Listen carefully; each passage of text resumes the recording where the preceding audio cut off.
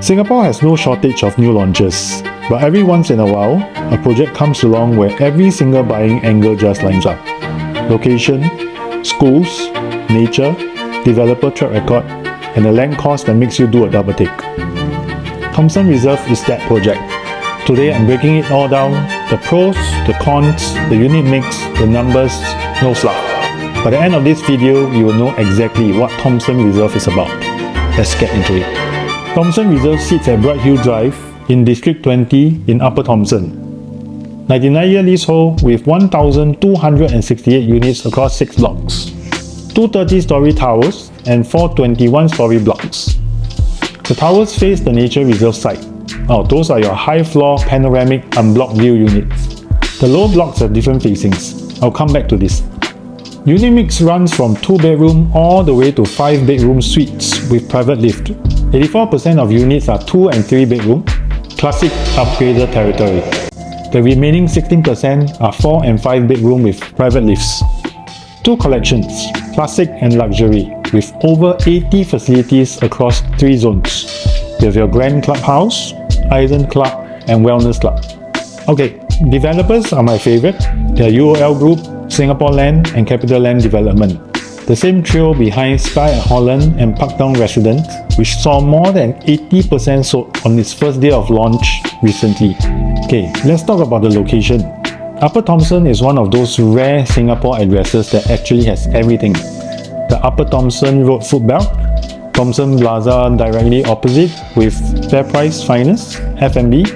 We also have retail. Your daily errands are literally across the road. It's a mature estate with Bishan next door. Ang Mo Kio a short hop away, and residents who grew up here don't want to leave. That demographic stickiness supports sustained demand, and that matters for resale. Connectivity is impressive. Here's the MRT story, and it's not just that the MRT is nearby. There's actually an integrated pedestrian gateway at the main entrance which is sheltered and direct to the Upper Thomson MRT in 2 minutes. On the Thomson East Coast Line, which is direct to Orchard, Marina Bay, Shenton Way, Outram Park and Gardens by the Bay without any transfer. One stop south at Caldecott, we have the Circle Line. And also the future Cross Island Line runs through Bright Hill, which is 1 stop away. So you have 1, 2, 3 MRT lines within easy reach of one address. And of course, for drivers, the CTE and PIE are both minutes away. For families with young children like myself, pay close attention. Ai Tong School is within 1 kilometre of Thomson Reserve, and in Singapore's Primary 1 registration system, the Phase 2C actually gives priority balloting to children living within 1 kilometre. Ai Tong is a SAP school, or Special Assistance Plan School. It's bilingual and oversubscribed every year. So living here actually puts your child in the priority zone. There's a hard structural advantage that parents pay up for. It directly protects future resale values. And within 2 kilometres, we have Catholic High, CHIJ St. Nicholas, Marymount Convent, Eunoia JC, and of course Raffles Institution. This is one of the densest school corridors in Singapore. We have 5 nature parks surrounding this development. Windsor Nature Park right next door, Lower Pierce Reservoir, MacRitchie, Bishan Ang Mo Kio Park, and Thomson Nature Park. The key word here is protected. These are gazetted nature reserves and cannot be redeveloped. They cannot ever be built over. In Singapore, where the skyline changes every decade, permanently unobstructable views are genuinely rare. Nature-facing units on the high floors of the 30-story towers offer a view you will wake up to for the rest of the lease. Now, the number that everyone keeps talking about, the land cost.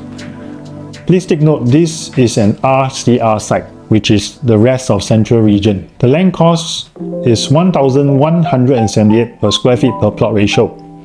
But look at the outer suburbs, like for example, Bedok Rise at 1,330, Hougang Central at 1,179, and Chuan Grove at 1,331 to 1,376. All at OCR, which is outside Central Region, all more expensive than Thomson Reserve, which is RCR. This gives the developer headroom to price more competitively. And for you as a buyer, we are getting an RCR address, a central region address, at a cost structure that should price below future RCR launches. And also, being a mega scale project, 1,268 units means more resale transactions, better price discovery, and of course, lower maintenance fees. And the Cross Island line at Bright Hill is your future upside catalyst. And for the honest cons, for some people, the 99-year leasehold might be a problem. There are freehold options in this corridor, and if tenure matters, you have to factor that in. There's 1,268 units, which is quite a significant supply in resale. And differentiation on stack, floor, and facing will matter a lot when you eventually exit. Pricing isn't confirmed yet. Don't buy purely on a land cost story. Wait for the actual price list and run your own numbers. The 21-story blocks are lower. Some stacks face Sin Ming Avenue or Upper Thomson Road rather than nature. Not all units are equal, so do your homework on facing before you commit. So, Thomson Reserve, MRT at your doorstep, top schools in a 1 km zone, 5 protected nature parks, a developer trio with a proven track record, and an RCR address at below OCR land cost. The cons are manageable if you go in with your eyes open. Review is in October 2026. If you want a stack analysis, unit recommendation, or just want to talk through the numbers, drop me a message. Link is in the bio. If this video was useful, like, share and subscribe. I'll be back the moment the price list drops. I'm Benjamin. See you in the next one.